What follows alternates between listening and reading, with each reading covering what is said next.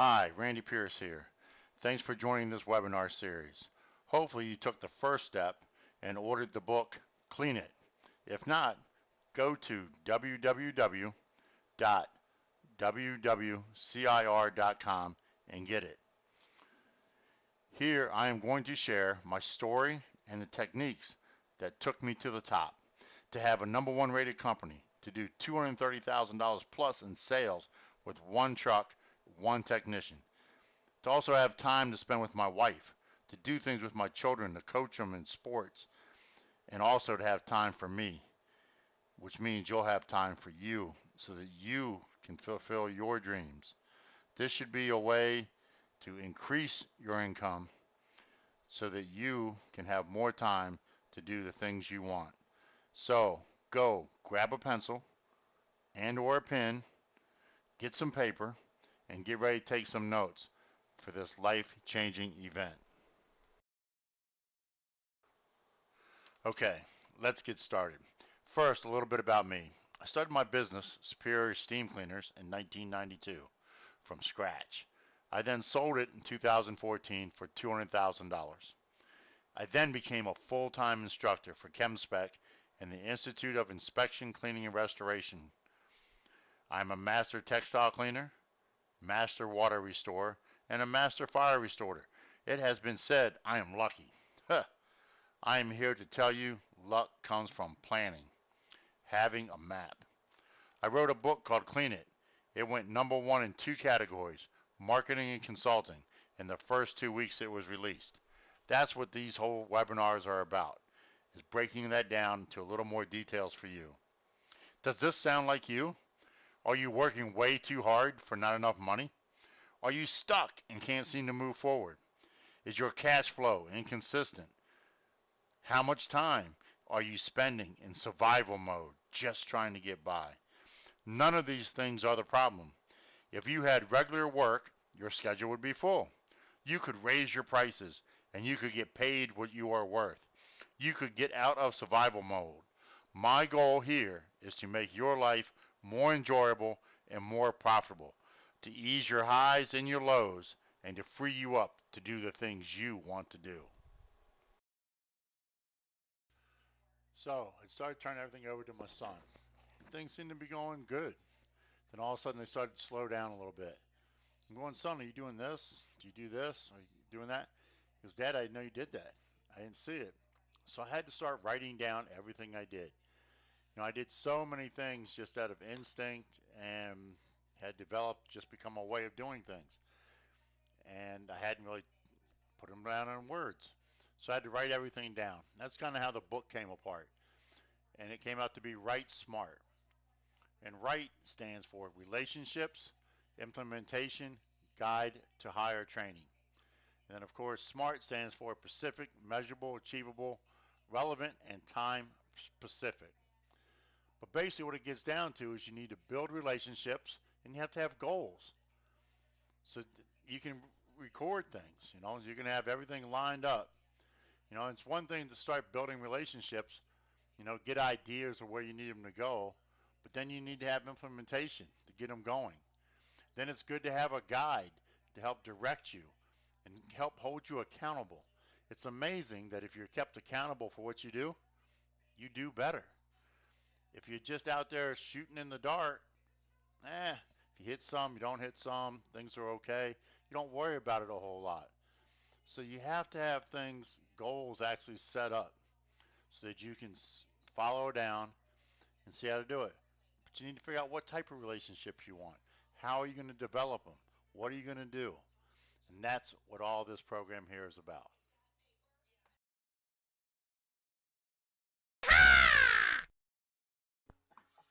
In his book, Silent Messages by Dr. Albert Mendebren, he states, your body language speaks louder than words. When you are communicating feelings and attitudes, those feelings and attitudes can be broken down into 3 categories. 7% by the words you choose, 38% by the tone of your voice, and 55% by your body language. It is it is not that what you say, but how you say it. It's about how you feel about yourself, your company, the solutions you provide, and the clients you are working with. At that time, we are trying to let people know you are both pleasant and trustworthy. So when you get to our home, and I'm tired and a little irritable, my wife sometimes says, I don't like your tone.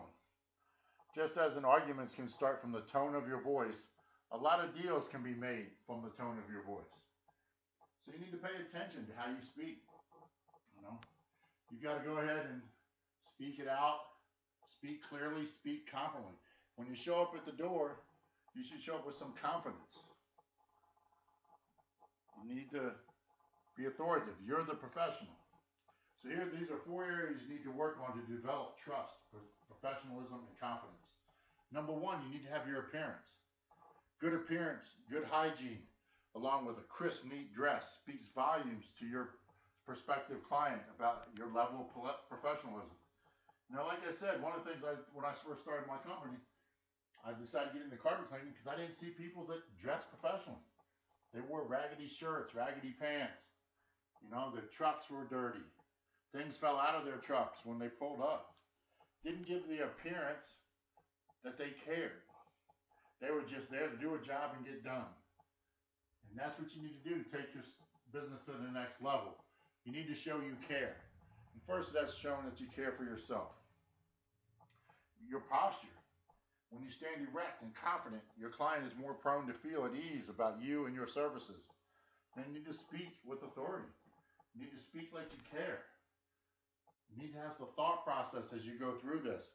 You can't just show up and go, well, ma'am, I'd like to clean your carpet today.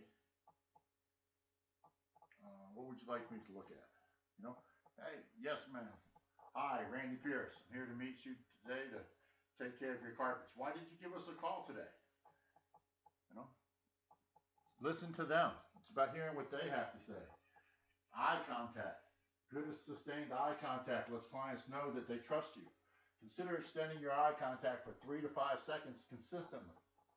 All right? Look in the eye. Now, if people won't look me in the eye when they're talking to me, I don't trust them.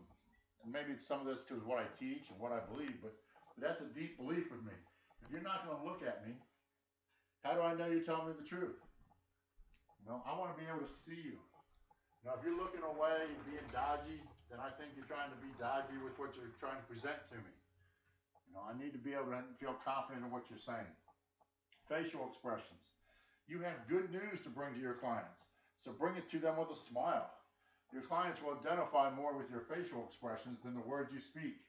So make certain your facial expressions are pleasant. You know, show up with a smile. You know, you don't know, there's been numerous times I may be having a disagreement or something with somebody and be riding in the truck and talking and having a disagreement, be angry and upset. But when I get ready to get out of that truck, you know, when I get out, close that door, and I'm walking up to the lady's house, there's a smile on my face. I'm happy. I'm happy to be there, and I want them to know it, that I'm there to service them, that I'm there to take care of their needs. Once you've incorporated these processes, you'll soon discover that these are the building blocks that create an atmosphere of mutual trust between you and your client. Practice everything I've mentioned with a coworker to improve your skills. The goal is to become as natural as possible as you flow easily in your interactions. You will find that your conversations will take a pleasant tone of cooperation. Your clients will be happier with your services because they will be happier with you. By some token, what you say to a client is equally important. In order to be effective, you should strive to be client-focused. Your clients must always be the center of every conversation. The subject matter discussed should be about their desires and how you can accomplish their wishes and the greatest amount of customer satisfaction possible. Giving your clients your undivided attention may be difficult at first. However, with practice, this will become naturally.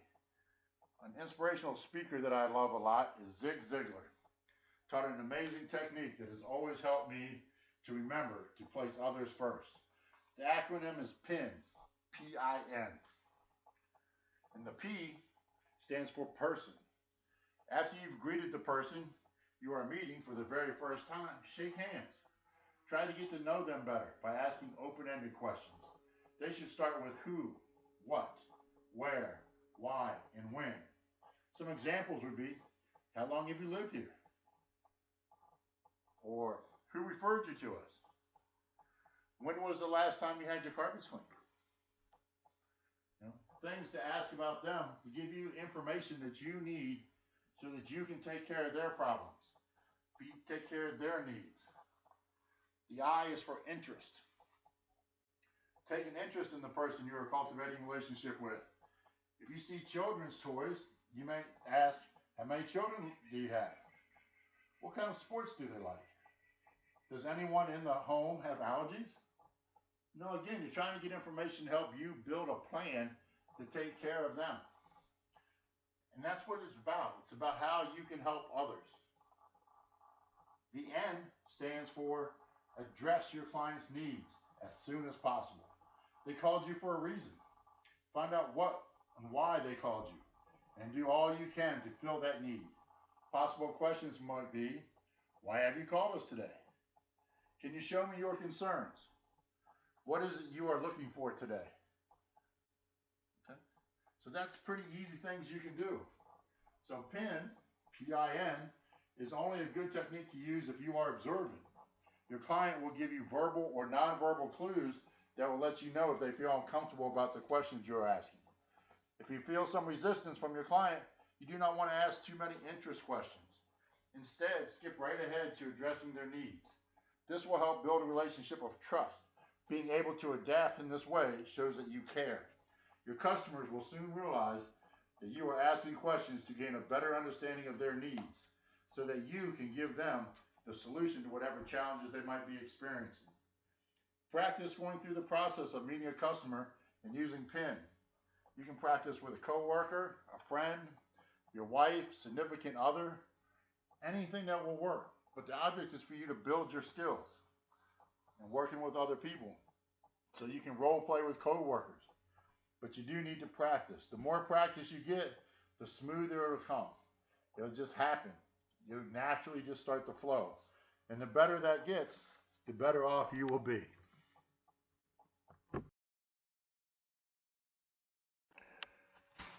So relationships take time to bloom.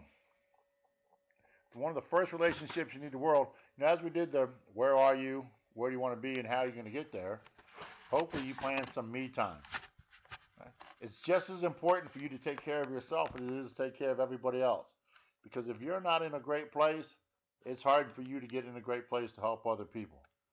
So before you can start building relationships with others, it helps to be kind to yourself. So schedule yourself some time. Do some things you want to do, or schedule, make that a goal. After you go through, I get this job done, or I work really hard, I got a really hard day today, I'm going to go, I get to watch the football game. Or I'm going to go work in the wood shop and do some wood carving. I'm going to go fishing this weekend. Something to help take care of you so that you can get away from work a little bit, get away from the family a little bit, and have some quiet time. And it also can be as simple as just getting up in the morning. I don't want to get all that fuzzy stuff going, but if you can get up in the morning and just do some quiet time with yourself before you get to work. Think about what your plans are for the day.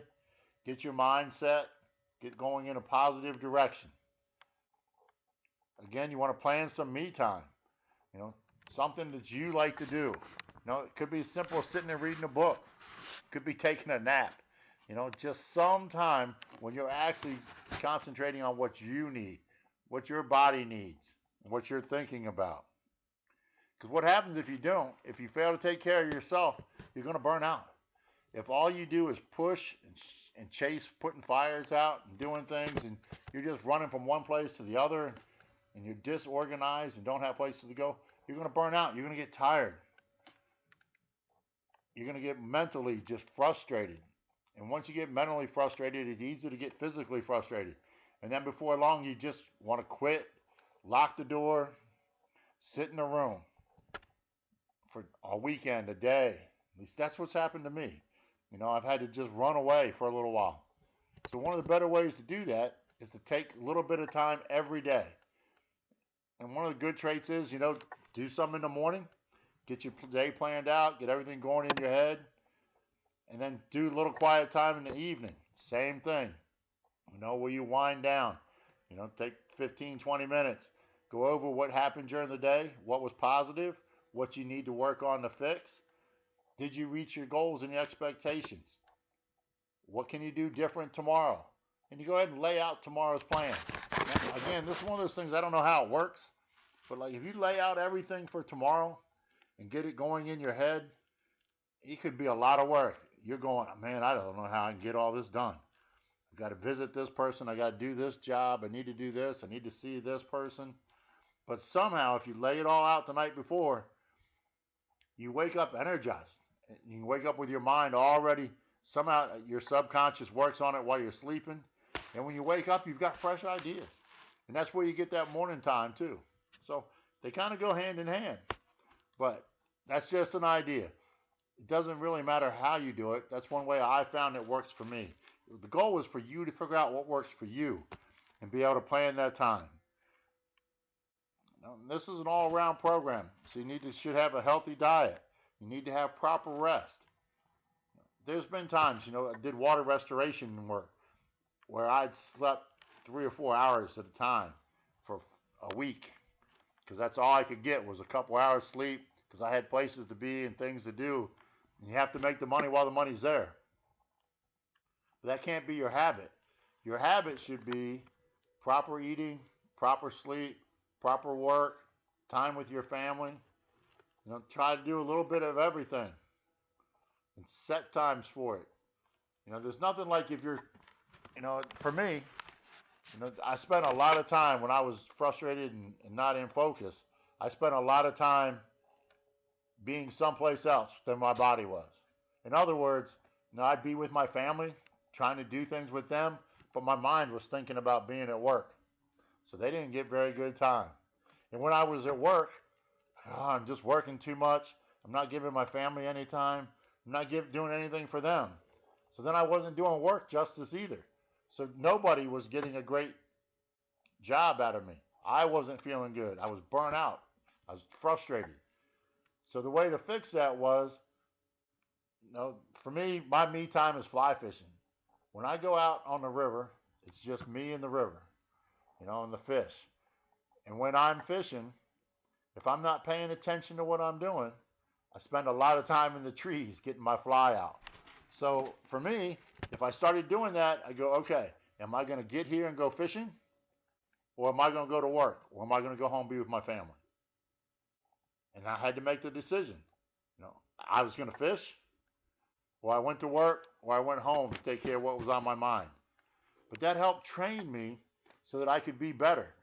It was a lot better for me to give my children 30, 40 minutes of undivided time than it was for me to give them an hour and a half and all I was doing was sitting on my phone or talking to people. I wasn't spending time with them anyway. I was there physically, but I wasn't there in person. So they weren't getting quality time. So that's something I want you to think about as you go through and plan your time and start working on getting things done.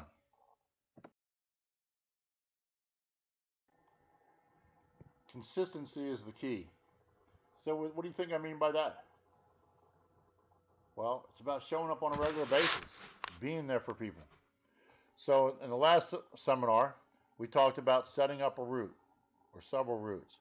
So one of the ideas was that you'd have picked 16 companies or groups of people that you wanted to work with that could bring you multiple jobs per year. You divide them into 4, so you went at 4 different ones. Again, like I said, I did those one Tuesday. Every Tuesday morning, I went and visited 4 people. So that was my route. And in that route, every Tuesday I showed up at the 4 places. Now, the first Tuesday of the month was 4, second Tuesday of the month was 4. But people got used to seeing me.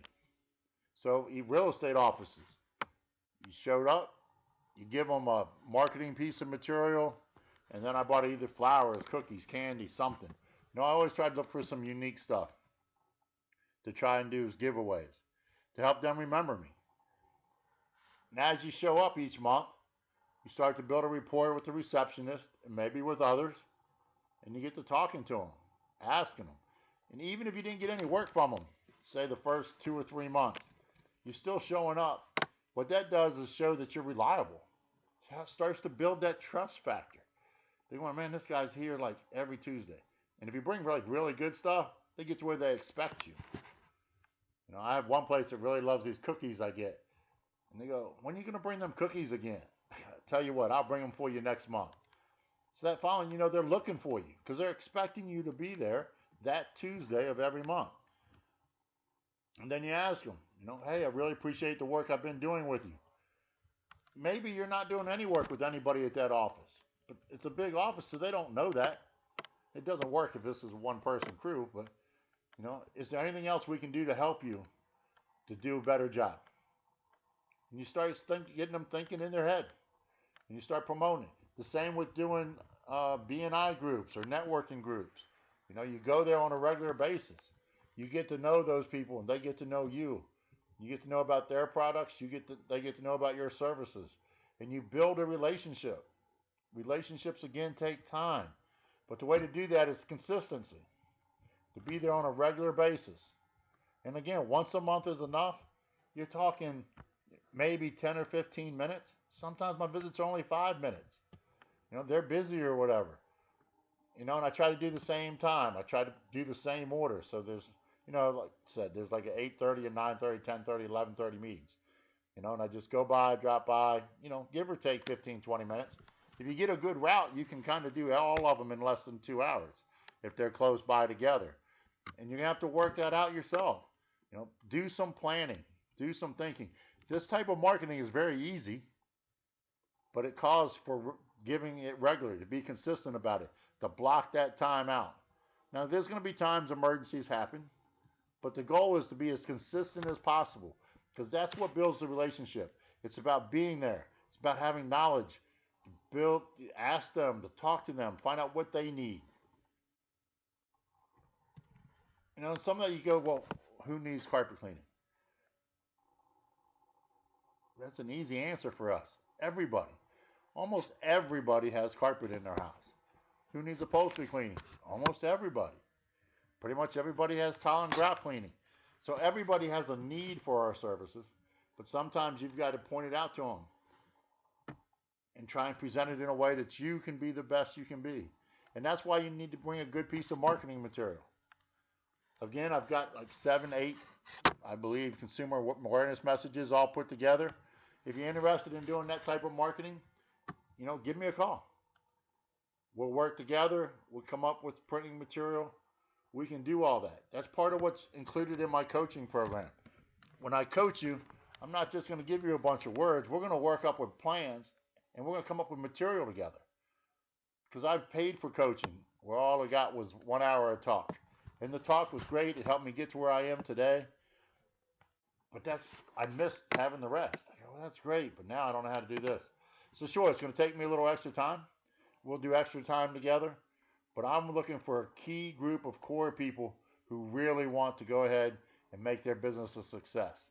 And I believe I can do that with you. So if your customers were randomly asked to rate your business on honesty and ethics, what would they say? Let me pull off a little talk about what we're talking about here. Ethical people are those who recognize the difference between right and wrong and constantly strive to set an example of good conduct. In a business setting, being ethical means applying principles of honesty and fairness to relationships with coworkers and customers. Ethical individuals make an effort to treat everyone with whom they come in contact with as they would want to be treated themselves. If you're ethical, it helps build customer loyalty. Customers may let a company take advantage of them once, but if they believe they have been treated unfairly, such as being overcharged, they will not be repeat customers. Having a loyal customer base is one of the keys to a long-range business success because serving an existing customer base doesn't involve marketing cost, as does acquiring a new one. A company's reputation for ethical behavior can help it create a more positive image in the marketplace, which can bring in new customers through word-of-mouth referrals. Conversely, a reputation of unethical dealings hurts the company's chances to obtain new customers, particularly at the edge of social networking, where dissatisfied customers can quickly disseminate information about the negative experience they had. So your goal is to wow your customers all the time. Do a little extra. Throw in a chair, small chair, an area rug. Give them a little something for free. It doesn't take much time, and that just gives them a little extra. Whatever you say you're going to do it. And if you can't do it, tell them. If they've got something that can't be made to look right, tell them. Let them know up front. That's the best way to make things work. Stay in business a long time. You make a lot more profit, and it's a lot easier with repeat and referral clients. It's nice to have a good referral system where you give your clients, $10, maybe movie tickets, maybe place to dinner. There's a bunch of things you can do. Find out what would work best for you and your clients. Also, to retain good employees. Talented individuals at all levels of an organization want to be compensated fairly for their work and dedication. They want career advancement within the organization to be based on the quality of their work that they do and not on favoritism. They want to be part of a company whose management team tells them the truth about what is going on, such as when layoffs or reorganizations are being contemplated. Companies who are fair and open in their dealings with employees have a better chance of retaining the most talented people. Employees who do not believe that compensation methodology is fair are often not as dedicated to their jobs as they could be. So, if you can only hire them, during your busy season, you're going to have to let them know that up front. Don't lead them on to think that they're going to have a job at the end.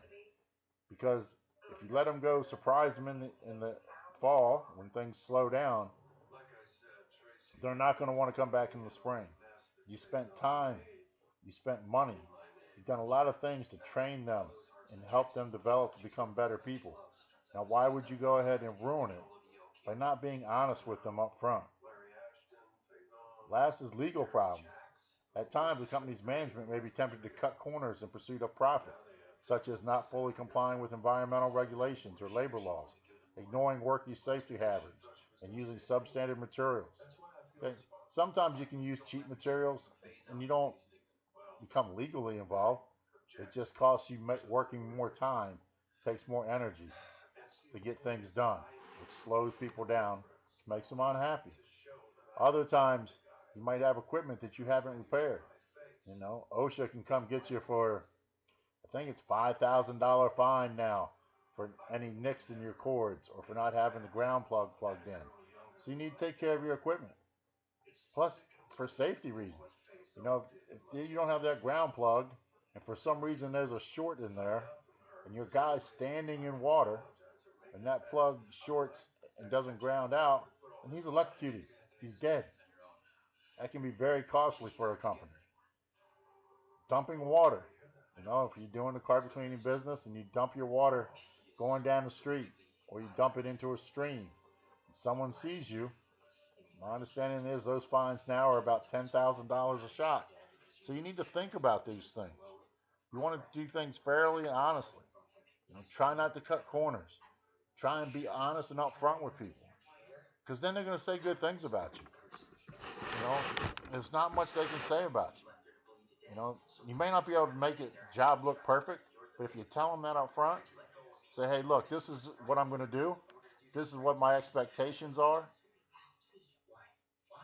What do you think? And then you go from there.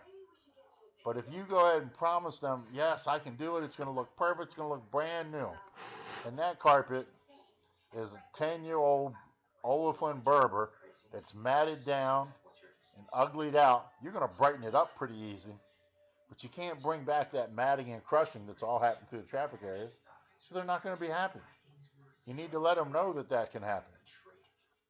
If it's a polyester carpet and it's in the bedroom, sure, it's soft underfoot, but a lot of times you can tell it's a polyester carpet because there'll be a yellowish hue around the bed going into the bathroom.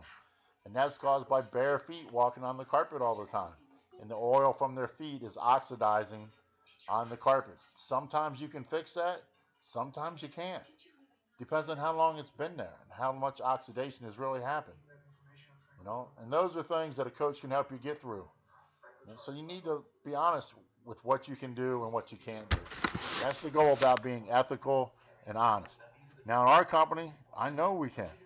We've been #1 in Maryland by ethicalservices.com, I think, since 2003. We also belong to Best Picks. And with Best Picks, you don't get to pay your way in. You have to qualify. You have to give them at least 100 clients' names. Then they call those clients, which they actually do, and you have to rate 92% or better to even get qualified to be in the book. So it's not a lot of companies qualify. We've been in there for 4 years straight, and each year you have to requalify. Just because you did it one year doesn't lock you in forever. You've got to continuously be providing the best service out there. And they do call your clients, and they do verify, to go through it. So it's a rigorous process, but it's an honor to be picked by them. And we know that we can do this. And that's what we shoot for. We shoot to do the best we can all the time. And that's what you want to do in your company to help build a strong, lasting company.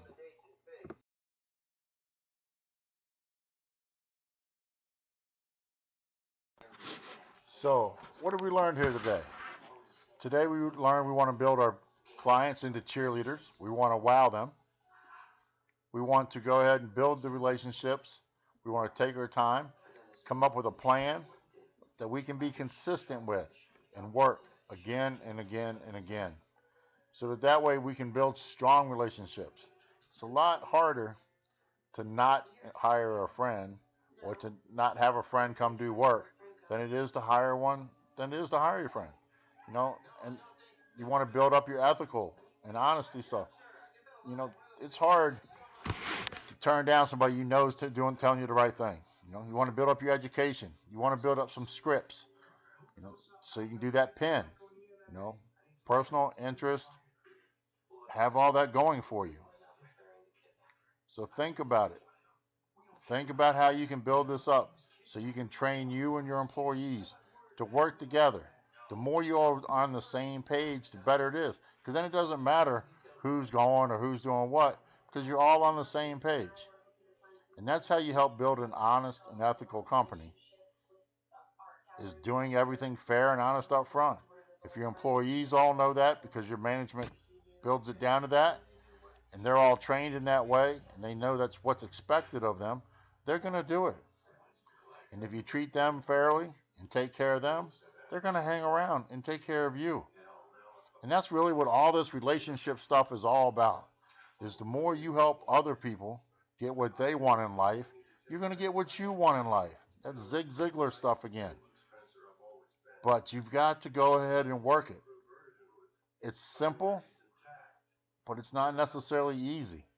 But all it really takes is some time and some planning, and you can do this. It doesn't have to be perfect right from the start. And you're going to change all the time. New things are going to come up. New things are going to change. You're going to find better ways of doing things. And you want to be open to hear those better ways from your employees. Listen to what your clients are telling you. Ask them, hey, what have we done right? What have we done better than other people? As a carpet cleaning company or as a service company, if you could rate us against any other service company, how would you rate us? What do we do better than they did? Find out what is separating you from everybody else. Because as you find that out, then you get to put that into your marketing and build on it. Everything we do for all these seminars is to help grow together and become together. Starts with a piece here and a piece there and a piece there, but a bunch of little steps used to make some big differences. They got a fence, big gate, 10-foot gate, a little hinge at the front is what makes that gate swing. 10 foot later, even though that little hinge only moved a 1/4 inch, 10 feet out, it moved 3 feet. Little changes can make big differences. And that's why this is always got to be working on, always growing. Hopefully, I've got you doing some thinking. I've got your mind going and twirling, and we can work together. So you can help me grow. There's ways to help me treat and make this better. And that's what I want to do. I want to keep producing a better product all the time so that I can help those in this industry become the best they can be. All right, so here we are wrapping this up. Here's my contact information. Randy Pierce, 8734 County Route 70, Avoca, New York 14809. Feel free, drop me a line. Let me know what you think. Hopefully you've picked up my book, Clean It, already. Call me, 443-277-1874. Text me. Text me with questions. Text me with answers. Whatever you'd like. I'm here to help you. My email is randy@wwcir.com. Shoot me a line. Let's connect. Let's work together. Let's build your business to a level that you never dreamed possible.